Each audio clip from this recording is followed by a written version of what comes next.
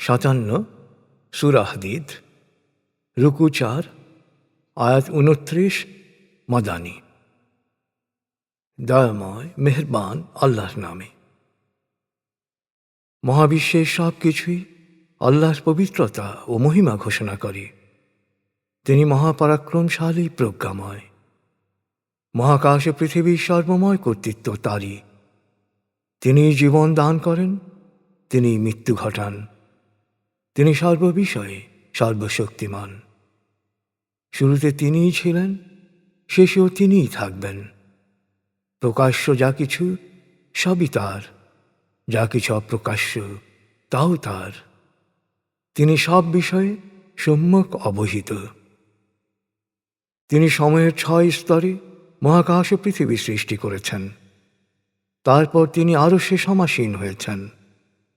তিনি জানেন যা কিছু মাটিতে প্রবেশ করে আর যা কিছু মাটি থেকে বেরিয়ে আসে। জানেন যা কিছু ঊর্ধ্বলোক থেকে নামে ও ঊর্ধ্বলোকে যা কিছু ওঠে। তুমি যেখানেই থাকো না কেন, তিনি তোমার সাথে আছেন, এবং যা কিছুই করো না কেন, আল্লাহ তা দেখেন। মহাকাশ ও পৃথিবীর সর্বময় কর্তৃত্ব তাঁরই, আর সব কিছু ফিরে যায় তাঁরই কাছে। তিনি দিনকে ছোট করে রাতকে বড় করেন, আবার রাতকে ছোট করে দিনকে বড় করেন। তিনি অন্তর্যামী। আল্লাহ ও তার রসুলের উপর বিশ্বাস স্থাপন করো, এবং আল্লাহ তোমাদেরকে যে অর্থবিত্তের অধিকারী করেছেন তা থেকে অন্যের জন্যে ব্যয় করো। তোমাদের মধ্যে যারা বিশ্বাস করবে ও অন্যের জন্যে ব্যয় করবে, তাদের জন্য রয়েছে মহাপুরস্কার। হে মানুষ, তোমরা কেন আল্লাহতে বিশ্বাস করবে না, যেখানে রসুল তোমাদের প্রতিপালকের প্রতি বিশ্বাস স্থাপনের ডাক দিয়েছে?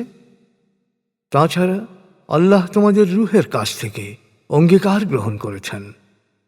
তারপরও কেন পুরোপুরি বিশ্বাস করবে না, যদি তোমরা বিশ্বাসী হও?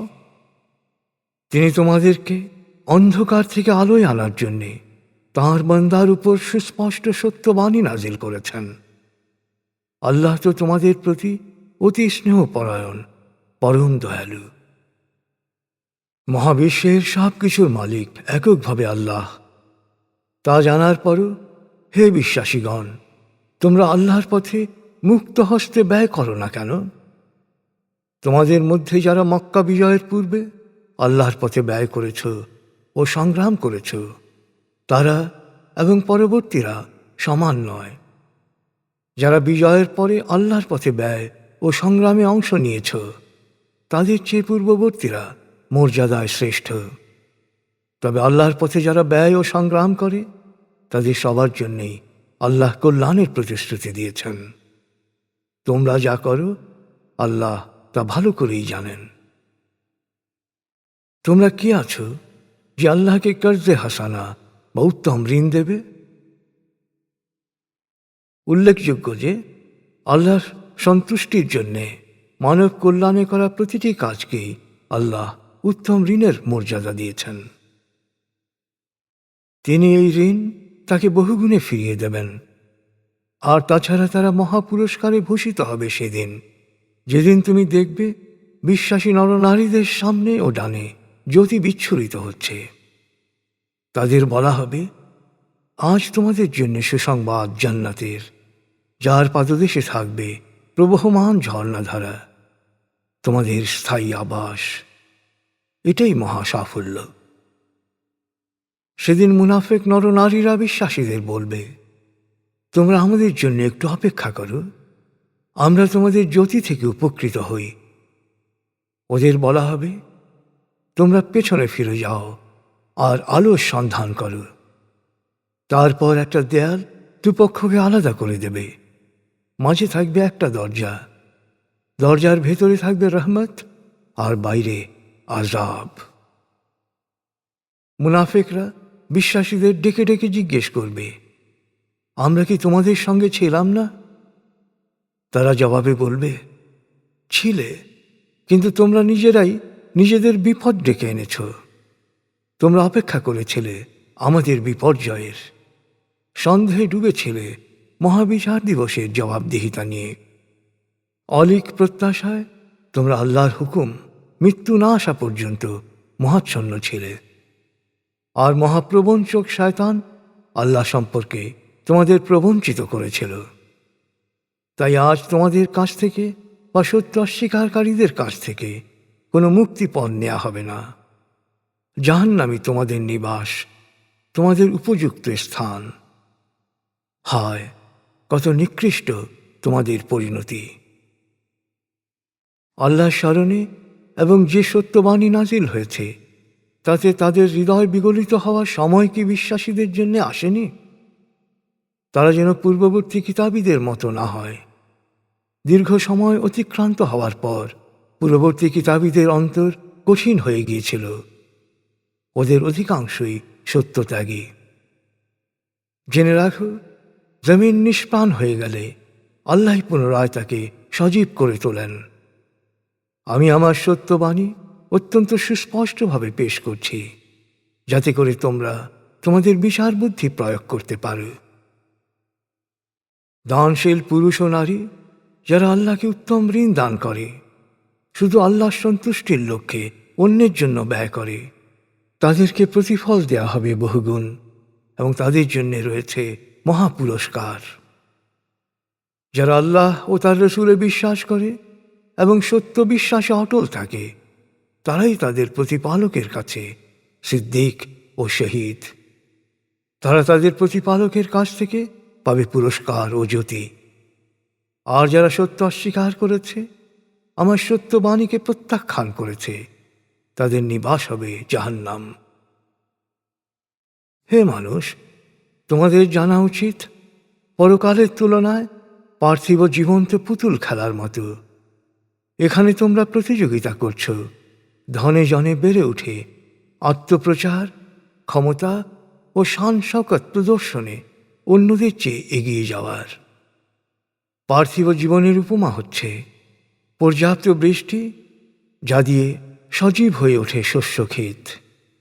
কৃষকেরা চমৎকৃত হয়, তারপর তা শুকিয়ে যায়, বর্ণ হয় হলুদ, অবশেষে পরিণত হয় খড়কুটায়। পার্থিব জীবন এমনটাই। এর বিপরীতে পরকাল অনন্তকালের। পরকালে রয়েছে হয় কঠিন আযাব, নয়তো আল্লাহর ক্ষমা ও সন্তুষ্টি। পার্থিব জীবনের ভোগ বিলাস, মোহ বা আসক্তি ছাড়া কিছু নয়। অতএব তোমরা প্রতিযোগিতা করো তোমার প্রতিপালকের ক্ষমা লাভের। তাহলেই তোমরা আকাশ ও পৃথিবীর সমান প্রশস্ত জান্নাতে প্রবেশ করতে পারবে, যা প্রস্তুত রাখা হয়েছে আল্লাহ ও তার রসুলে বিশ্বাসীদের জন্যে। আল্লাহ যাকে ইচ্ছা অনুগৃহীত করেন। নিশ্চয়ই আল্লাহ মহা অনুগ্রহশীল। পৃথিবীতে সামগ্রিকভাবে বা ব্যক্তিগতভাবে তোমাদের উপর যে বিপদ বা বিপর্যয় আসুক না কেন, তা আগেই বিশেষ প্রক্রিয়ায় রেকর্ডভুক্ত হয়ে যায়। আর আল্লাহর পক্ষে এটি খুবই সহজ কাজ। এই বিষয়টি তোমাদের জানা থাকা প্রয়োজন, যাতে তোমরা যা হারাও তার জন্য বিষণ্ণ না হও।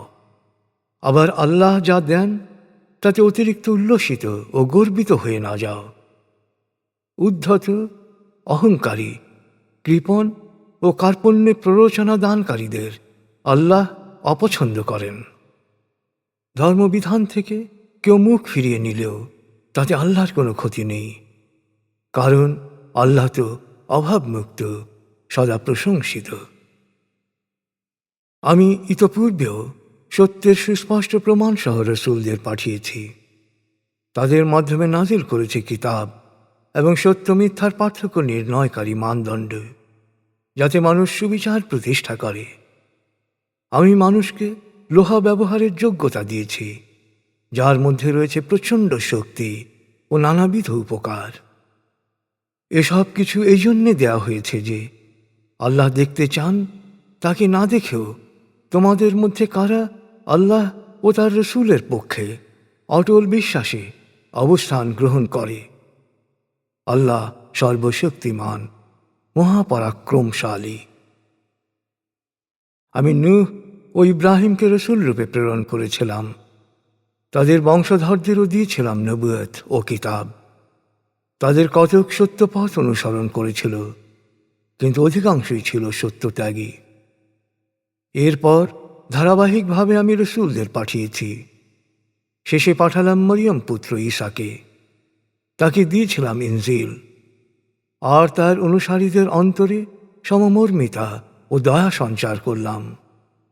কিন্তু আমি বিধিবদ্ধ না করা সত্ত্বেও তারা আল্লাহর সন্তুষ্টি লাভের উদ্দেশ্যে নিজেদের জন্য বৈরাগ্যবাদ চালু করল, অথচ তাও তারা যথাযথভাবে পালন করেনি।